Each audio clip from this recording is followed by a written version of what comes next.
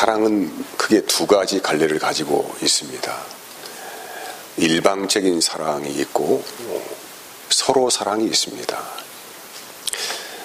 일방적인 사랑은 말씀 그대로 일방적으로 사랑하는 거예요. 상대가 나를 미워하든지 좋아하든지 뭐 어떤 형편에 있든지 간에 그 대상이 누구인지를 가리지 않고 그렇게 사랑하는 것을 일방적인 사랑이다라고 합니다. 두 번째 사랑은 서로 교통이 있는 사랑입니다. 나도 상대를 좋아해주고 그 상대도 나를 좋아해주고 쌍방의 마음의 교통이 충분히 교감되어지는 그 사랑을 서로 사랑이라고 그렇게 말을 합니다. 여러분은 그러면은 일방적인 사랑과 서로 사랑에 대해서 어느 사랑이 더 귀하고 값이 있다고 생각하시는지는 저는 잘 모르겠습니다. 요한일서에서는 이제 이렇게 사랑을 묘사하고 있어요. 4장 10절 보면은 사랑은 여기 있으니 우리가 하나님을 사랑하는 것이 아니요 하나님이 우리를 사랑하사 우리 죄를 속하기 위하여 화목제물로 그 아들을 보내셨습니다. 사랑하는 자들아 하나님이 이같이 우리를 사랑하셨은즉 우리도 서로 사랑하는 것이 마땅하도다. 우리가 주님을 사랑하는 것이 아니다. 이 세상에 먼저 주님이 누구인지를 알고 주님을 사랑하는 사람은 아마도 아무도 없었을 것입니다. 그러니까 하나님이 누구인지도 모르는 이 상태에서 그분이 어떤 존재인지를 전혀 인식하지 못하고 그분을 사랑한다고 하는 것은 앞뒤가 맞지 않다는 말이죠. 그래서 먼저 하나님이 자기 자신의 모습을 우리에게 보여주신 것이 뭐냐면은 우리가 하나님을 사랑한 것이 아니요 하나님이 우리를 사랑했다는 거예요. 어떻게 사랑하셨는데 우리의 죄를 속하기 위하여 화목제물로 그 아들을 보내셨다라고 합니다. 요한일서는 사랑의 서신이라고 그렇게 제목을 달았습니다. 사랑 처음부터 끝까지 사랑이란 말을 강조하기 때문에 그렇죠. 사랑은 한마디로 요약하자면 하나님의 본성입니다. 우리가 하나님을 말을 할 때에 수많은 언어로 그렇게 말을 할 수 있지만은 딱 한마디로 하나님의 본성적인 모든 부분을 한마디로 묘사한다면은 하나님은 사랑이시다. 이렇게 정리하여서 군더더기 없이 말씀을 드릴 수가 있습니다. 그분께서 우리를 사랑하신 방법이 어떻게 되느냐 하면은 자기 아들을 내어주셨다는 거예요. 내어주셨는데 자기 아들을 의인들에게 내어준 것이 아니고 죄인들에게 내어주었다. 죄인들에게 내어주니까 여러분 이게 죄에 둘러싸여 있는 사람들이죠. 모든 악함을 가지고 있고 어둠의 자식들이라고 하는 이들에게 하나님은 자기 아들을 내어주셨다라고 해요. 그러니까 자기 아들을 이 세상에 어둠에 지배하고 있는 이곳에 자기 아들을 내어주시니까 이 세상에 살고 있는 모든 사람들이 그 예수님을 향하여서 전부 다 돌멩이를 들고 쳐 죽이는 것입니다. 아주 참 엄청난 모욕감을 주고 뺨을 때리고 채찍에 맞게 하고 또 발가벗겨서 십자가에 달고 거기에서 죽임을 당하게 합니다. 마음대로 죄인들이 하나님의 아들을 농락하고 자기의 분풀이하고 화풀이하고 이렇게 하도록 하나님이 하나님 자기 자신이지 않습니까? 아들이란 말은 우리가 말하는 뭐 부모 자식 그런 관계가 아니고 하나님 자신을 내준 거란 말이에요. 그렇게 주님은 그렇게 십자가에서 죽어 가셨다는 것이죠. 왜 죽어 갔습니까? 유대인들은 하나님을 잘 알았어요. 그 지식을 가지고 있다고 생각을 했습니다. 그런데 예수라는 분이 오셔가지고 내가 세상의 빛이다. 내가 생명이다. 나를 통하지 않고는 아버지께 갈 수 없다. 나를 본 자는 바로 아버지를 본 것이다. 이런 말씀을 하니까 얼마나 참 어이가 없겠습니까? 얼마나 황당하겠어요. 자기들이 알고 있는 그 하나님, 그 전능하시고 모든 우주 만물을 운행하시고 창조하신 그 하나님, 감히 하나님의 이름을 그들은 부를 수도 없었습니다. 그래서 유대인들이 성경을 필사할 때에 이 하나님이라는 이 이름을 사용하지 않기 위해서 너무 무리한 행위다, 이것은. 그렇게 생각하여서 그 길을 피어가고 아도나이, 주님, 이런 식으로 이제 표현을 했죠. 그런데 그 하나님에 대해서 그렇게 인식을 하고 있는데, 세상에 어떤 사람이 갑자기 와가지고 내가 빛이라고 말을 하고 생명이라고 말을 하고 나를 본 자는 아버지를 봤다고 이야기를 하니까 얼마나 황당무계한 그 말씀이에요. 그래서 그들은 분노했습니다. 그러면은 내가 바로 하나님이라고 말씀하신 그분은 어떻게 하나님을 증거를 했습니까? 어떻게 증거를 하셨나요? 누가복음 23장 34절은 이런 말씀이에요. 이에 예수께서 이르시되 아버지 저들을 사하여 주옵소서. 자기들이 하는 것을 알지 못함이니이다. 수많은 조롱을 받고 채찍에 맞고 찢긴 몸을 가지고 발가벗은 마음을 가지고 십자가의 운명을 하시면서 하신 말씀이에요. 저들은 지금 자기들이 무슨 짓을 하는지를 모르고 있습니다. 그러니 아버지, 저들의 죄를 용서해 주십시오. 사람은 하나님을 몰라요. 그러니까 하나님을 모르니까 죄를 지지요. 전부 다 자기들의 의를 가슴에 품고 살아갑니다. 자기들이 선이라고 말하는 것을 최고의 선이라고 말을 하고 있고, 그 선이 올바르다고 말을 하고 있고, 그 선에 미치지 못하는 사람들에 대해서 죄인이라고 말을 합니다. 바로 우리 하나님 되신 예수님은 사람들이 보기에는 죄인이었어요. 사람들의 선에 미치지 못하는 죄인이었습니다. 하나님을 알지 못한 것이죠. 그래서 하나님 되신 그분이 하나님이 어떤 모습일까? 하나님의 진정한 본성이 어떤 모습이었을까? 하나님의 진정한 모습은 어떤 형태일까에 대해서 아주 구체적으로 모든 사람에게 하나님의 모습을 보여준 사건이 뭐냐면은 죄인들을 끝까지 용서하시는 사랑이 됐습니다. 저는 최근 며칠 전에 어떤 분에게 참 모욕적인 말을 듣고 제가 굉장히 분노를 했어요. 깊은 이야기는 하지 않겠지만은 제가 어떤 일을 보다가 자기를 소외시켰다고 해서 그게 분을 품고 저에게 아주 심한 그런 욕을 말씀하셔서 저도 모르게 그냥 저도 화가 치밀어가지고 제가 같이 분노를 했습니다.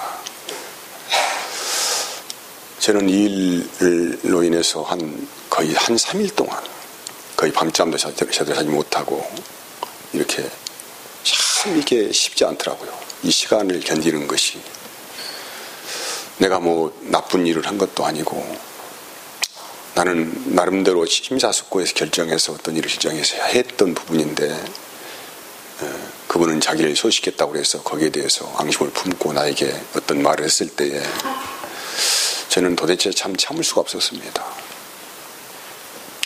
그렇게 한 3일 동안 고민하다가 이번 주의 주제 말씀을 제가 준비하다가 하나님께서 나의 모습을 보게 하셨어요. 내가 너를 사랑한 것은 일방적으로 사랑했다. 이 말씀이죠.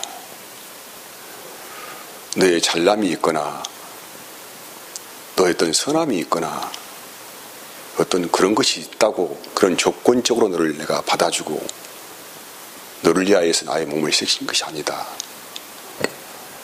나는 그런 것을 전혀 묻지 않고 그렇게 너를 위해서 일방적으로 나의 모든 걸 주었다라고 그렇게 주님께서 말씀하셨어요. 저는 그 말씀을 듣는 순간에 말할 수 없는 은혜가 있었습니다. 그렇게 3일 동안 나를 괴롭혔던 그 고뇌, 참 그 나름을 분노, 어떻게 할 방법이 없어요. 여러분, 사람이 참 정당한 일을 해서 어려워진 경우는 정말 어렵습니다. 죄 지을 만한 죄를 지어서 어려워진 상황은 그래도 이제 스스로가 인식을 하고 있기 때문에 별로 그렇게 큰 문제는 아니라고 생각해요. 우리의 삶 가운데서 우리가 이런 일을 만나는 경우들이 사실 많을 수 있습니다. 여러분, 우리가 서로 사랑이라는 주님의 말씀을 오해하면은 서로 균등한 사랑을 라고 이해하시는 분들이 계세요. 왜? 너희가 내 제자라고 하면은 서로 사랑하라고 말씀하셨으니까. 주님께서 그래서 말씀하셨잖아요. 그럼 이 서로 사랑이라는 것은 쌍방적인 사랑이죠. 내가 너를 사랑하면 하나를 주면 너도 하나를 줘야 한다 이 말입니까? 그게 서로 사랑이 되는 거 아닙니까? 서로 교통이 되는 것이죠. 근데 사람 여러분, 이렇게 사랑이라는 걸 서로 사랑이라는 이 카테고리 안에 넣어가지고 그것을 이렇게 적용하여 살다 보면은 분명히 시간이 되면은 균형 감각을 다 잃어버려요.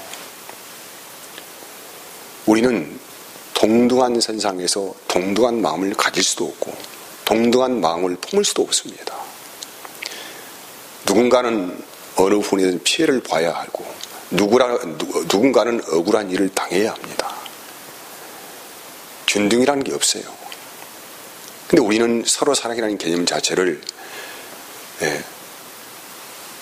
균등한 사랑으로 이해를 하게 되어지면 그때부터 마음에 큰 시험이 차가웁니다.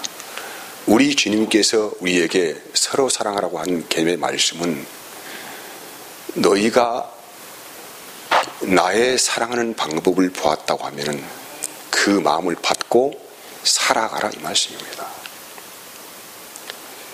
이게 서로 사랑이 되는 거예요, 이제. 이게 어떤 밸런스가 맞지 않을 수도 있습니다. 내가 원하는 사랑을 상대가 내가 요구하는 수준만큼 해줄 수 없다는 것이죠. 그래서 우리는 사랑이라고 하는 것은 서로 사랑을 하는 가운데서도 일방적인 사랑이 될 수밖에 없다는 말씀을 저는 하고 싶습니다. 주님은 내가 무엇인지 모르고 하는 행동까지도 다 인식하시는 분이시죠. 우리는 무의식 안에서 전혀 주님을 의식하지 않고 나의 모양으로 하나님을 이해하려는 노력도 많이 하고 있습니다. 그리고 내가 원하는 삶의 기준을 가지고 하나님을 그 안에 끌어들여서 함께 동조해달라고 그렇게 부탁하기도 합니다. 이런 모든 것들을 우리는 불경이라고 말을 합니다. 하나님은 그렇게 원하시지 않으신 것이죠. 그래서 하나님은 자기 자신을 말씀하시기를 나는 사랑이라고 그렇게 한마디로 말씀하신 거예요. 네가 어떤 길을 가든지 지금 무슨 말을 하든지 어떤 요구를 하든지 주님은 그 모든 것들을 다 가슴에 품으시고 수천만 명의 수십억만 명의 하사를 다 홀로 다 받으시고 그걸 감내하시면서 은혜를 계속 우리에게 흘려보내신 분이 누구냐면은 예수 그리스도이십니다. 요한일서 4장 11절에 이런 말씀이에요. 사랑하는 자들아 하나님이 이같이 우리를 사랑하셨은즉. 하나님이 이같이 우리를 사랑했대요. 우리가 서로 사랑하는 것이 마땅하도다. 어느 때나 하나님을 본 사람이 없으되 만일 우리가 서로 사랑하면 하나님이 우리 안에 거하시고 그의 사랑이 우리 안에 온전히 이루어지느니라. 그의 성령을 우리에게 주심으로 우리가 그 안에 거하고 그가 우리 안에 거하시는 줄을 아시니라. 예수님의 사랑은 하나님의 마음을 볼 수 있는 유일한 창이라고 할 수 있습니다. 그러니까 내가 예수를 만났다고 하면은 하나님의 전체를 본 거예요, 사실. 굳이 다른 환상을 깨고 하나님 어떻게 생겼을까 생각할 이유가 하나도 없어요. 내가 예수를 만났다고 하면은 굳이 천국을 어떻게 다른 방향으로 뭐 각도를 정해가지고 어떻게 천국에 이렇게 인식할 이유가 하나도 없어요. 바로 예수를 만나는 그 순간에 우리는 하나님을 깊이 아는 것입니다. 그리고 예수님을 만나는 그 순간에 이미 천국이 무엇인지를 다 인식하게 돼 있어, 우리는요. 천국이요.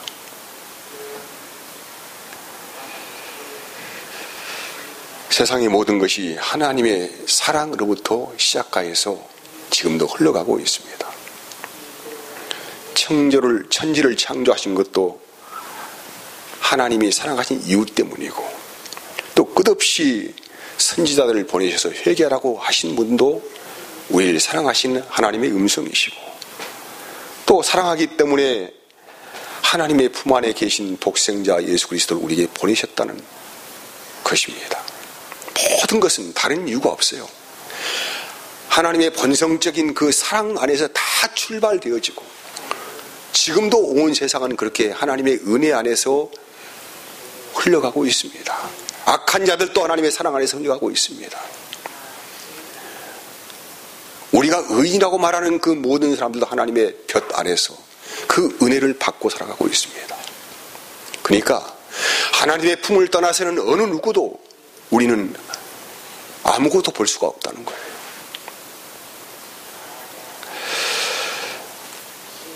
히브리서 4장 15절 말씀, 우리에게 있는 대제사장은 우리의 연약함을 체휼하지 아니하는 자가 아니요 모든 일에 우리와 한결같이 시험을 받은 자라고 해요. 모든 일에 우리와 동일한 삶을 똑같이 그렇게 걸어가셨다는 거예요. 이게 무슨 얘기냐면은 내가 기뻐했던 것 주님께서 아신다는 것이죠. 내가 슬퍼했던 것, 내가 걱정하고 있는 것, 내가 고난받고 있는 것, 내 몸이 아픈 것, 모든 것을 주님께서 다 체휼하신 분이다 라고 해요. 모든 걸 아신다는 것이죠. 주님이 나의 모든 것을 아시기 때문에 그래서 우리는 염려할 일이 없다는 것입니다. 내가 이렇게 하나님이 혹시 모르지 않을까? 이런 염려가 없다는 것이죠. 내가 지금 고민하고 있는 부분까지도 나의 깊은, 누구한테 말할 수 없는 비밀의 저 깊은 곳까지도 우리 주님께서는 인간의 몸을 입고 오셔서 다 체휼하신 분이시니까 알고 있어요. 그러함에도 불구하고, 그래서 우리 인간이 최고 행복하게 살 수 있는 가장 복다이고 아름답고 귀한 은혜의 선물 주셨다고 한다면 사랑이라고 하는 은사입니다. 사랑이라고 하는 은사예요. 은사란 말은 선물이라는 말씀이셔서 하나님의 선물은 사랑이다 이렇게 말할 수 있어요. 그래서 여러분, 하나님을 만난다고 하는 것은 그분의 사랑을 경험하는 것입니다. 옛말에 자식 이기는 부모 없다는 말이 있어요. 어느 부모도, 대부분의 부모들은 자식을 이길 수가 없습니다. 어떻게 이길 수 있어요? 자식은 부모를 이길 수 있어요. 얼마든지 이길 수 있습니다. 하지만 부모는 자식을 이길 수가 없어요. 약해질 수밖에 없습니다. 이게 논리의 모순이라고 하는 사랑의 패러독스예요. 열왕기상 보면은 솔로몬의 재판이 나와요. 두 여인이 한 아이를 가지고 싸웁니다. 저 아이가 내 아이다. 또 이 여인도 저 아이가 내 아이다. 결국은 판가름을 내지 못해가지고 재판장으로 갑니다. 솔로몬이 재판을 합니다. 이 싸우고 있는 여인들을 향하여서 칼을 가져오라고 합니다. 그리고 너희 둘 다 자기 아이라고 주장을 하니까 이 아이를 칼로 반토막 내서 서로 나눠 가져라 이렇게 말하는 순간에 한 여인은 그렇게 하시지요. 이게 공정한 판단이십니다. 그렇게 하시죠 할 때에 한 여인이 애끓는 마음으로 가슴을 치면서 아닙니다. 울면서 차라리 저 아이를 저 여인에게 주십시오. 이제 재판은 끝났습니다. 제가 굳이 말씀하지 않더라도 어느 어머니가 진짜 어머니입니까?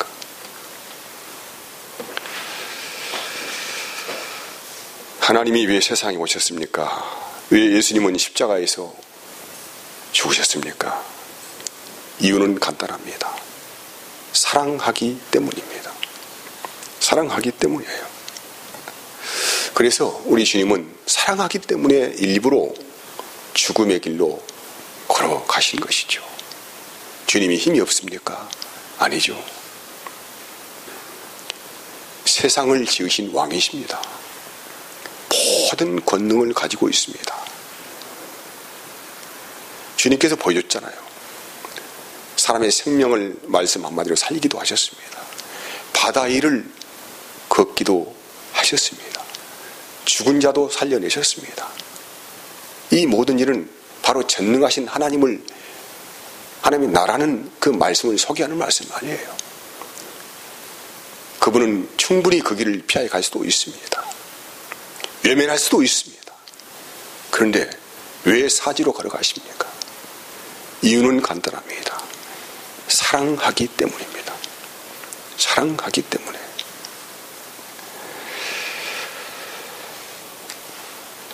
사랑과 힘은 반비례합니다. 진정한 사랑은 힘을 휘두르지 않습니다. 사랑하면 권력을 놓을 수도 있습니다. 사랑하면 낮아지는 길을 택할 수도 있습니다. 사랑하면 얼마든지 약해질 수도 있습니다. 사랑하면 상대를 위해서 죽을 수도 있습니다.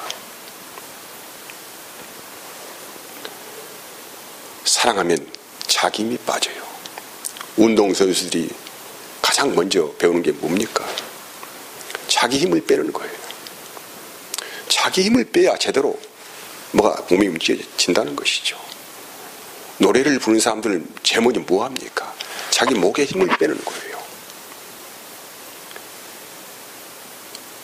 여러분, 사랑은 강해지는 것이 아닙니다. 사랑은 끝없이 약해지는 거예요. 끝없이 밑으로 들어가는 거라고. 그건 제 말이 아니죠. 주님께서 그렇게 말씀하신 거예요. 빌립보서 2장 5절 7절까지 말씀은 너희 안에 이 마음을 품으라. 그 그리스도 예수의 마음이니 그는 근본 하나님의 본체시나 하나님과 동등됨을 취할 것으로 여기지 아니하시고 오히려 자기를 비워 종의 형체를 가지사 사람들과 같이 되셨고 사람들의 모양으로 나타나사 자기를 낮추시고 어디까지요? 죽기까지 복종하게 하셨으니 그 십자가에 죽으심이라. 하나님이 이렇게 사셨어요. 자기를 낮추시고 복종하는 가장 밑의 단계가 죽음이었습니다. 죽음이었다고요. 이것이 하나님이 사시는 방법이에요. 천국 가면은 어떤 곳이라고 생각하십니까? 천국은 먼저 성부 하나님, 성자 하나님, 성자 하나님이 사신 그곳입니다. 성부 하나님, 성자 하나님, 이게 3이라고 말씀하신 성령 하나님은 어떻게 사셨습니까? 그분들은 어떻게 사셨나요? 흔히 우리가 삼위일체라고 말을 해요. 우리가 천국 가면은 천국에 가면 어떻게 산다고 생각하십니까? 천국은 삼위 하나님이 사셨던 방식으로 그렇게 사라지는 곳이 천국이란 말이에요. 먼저 그분들이 그렇게 사셨고 그 사랑을 우리에게 그대로 투영하여서 보여주셨어요. 천국은 이렇게 사는 것이라고. 그래서 우리는 하나님을 봤다고 하면은 하나님의 사랑을 보는 거란 말이죠. 그 사랑이 어떻게 나타났습니까? 우리를 위하여 자기 아들을 보내셔서 그 십자가에 죽게 하시는 그 사랑으로 하나님의 사랑을 우리에게 증거하시고 그 사랑을 받은 우리는 이제 누구로부터 사랑을 배웠습니까? 세상의 어느 누구의 사랑을 배웠습니까? 어떤 유명한 사람이 쓴 책을 보고 사랑을 배웠습니까? 어느 영웅을 보고 사랑을 배웠습니까? 우리는 그런 사랑을 배우지 않았어요. 우리가 배운 사랑은 하나님이라고 말씀하시는 그 주님을 통하여서 우리가 사랑을 배운 거예요.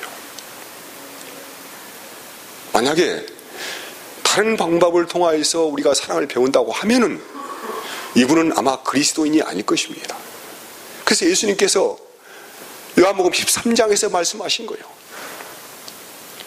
너희가 서로 사랑하면 내가 내 제자인 줄 알겠다. 너희가 서로 사랑하면 내 제자인 줄 알겠다고 말씀하신 거예요. 그리고 어떻게 사랑하라고 말씀하십니까? 내가 너희를 사랑한 것 같이. 내가 너희를 사랑한 것 같이.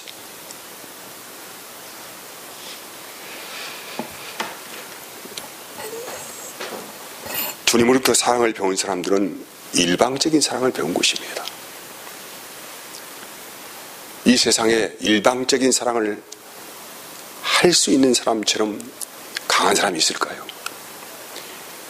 그보다 더 위대한 사람이 있을까요?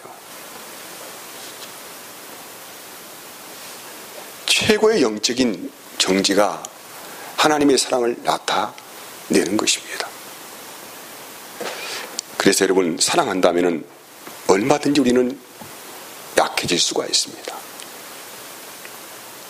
너의 약함이 나의 강함이다, 이렇게 말씀하셨거든요. 근데 우리 주님께서는 이제 우리 관념 안에 있는 이 관념 안에 있는 이 사랑을 끄집어내서 우리의 삶의 현실에서 하나님의 사랑을 배울 수 있도록 하시는데, 우리가 걸어가는 인생길에서 수많은 장치를 만나게 하십니다. 이해하지 못할 사람 만날 수 있습니다. 내가 아까 말씀드렸잖아요. 억울한 말 들을 수 있어요. 부당한 그런 이익 받을 수 있습니다. 그런 가운데 얼마나 분노가 납니까? 얼마나 가슴이 타들어갑니까? 이 분노가 극에 달하는 그 사람을 죽이고 싶은 마음도 있어요. 이 주님은 말씀하셔요. 누가 너의 왼편 뺨을 때리면은 오른편 뺨도 대어주어라. 누가 너에게 오리를 가자고 하면은 십리를 가져오라. 우리는 이런 과정을 통하여서 하나님의 사랑을 우리의 삶 가운데서 체험합니다. 나의 못남을 알고 나의 연약함을 알고 정말 그분을 의지하는 그런 영적인 삶의 기술을 배워간다는 것이죠. 나에게 호의를 베푸는 사람, 좋은 사람, 성품 좋은 사람 사랑하는 것은 누구든지 할 수 있는 일입니다. 누가 그런 사람을 미워할 수가 있겠어요? 하지만 하나님의 축복은 우리에게 그렇게 오지 않습니다. 부당한 일을 만나게 하고 인격적인 모독을 당하게 하고, 이런 가운데서 나를 사랑하시는 주님이 나를 얼마나 사랑하시는가에 대해서 비로소 알게 하는 은혜의 시간인 것을 우리에게 말씀을 합니다. 거기에서 은혜를 받으면 천국을 만납니다. 천국을 경험합니다. 이번 주안에는 우리 모든 교인들이 그런 은혜의 시간을 좀 깊이 생각하시면서 무슨 일을 만나든지 간에 일방적인, 주님이 나를 사랑하셨던 일방적인 사랑을 쏟아내어 줄 수 있는 그런 아름다운 길이 있기를 진심으로 기도하겠습니다. 마치겠습니다. 하나님 감사합니다.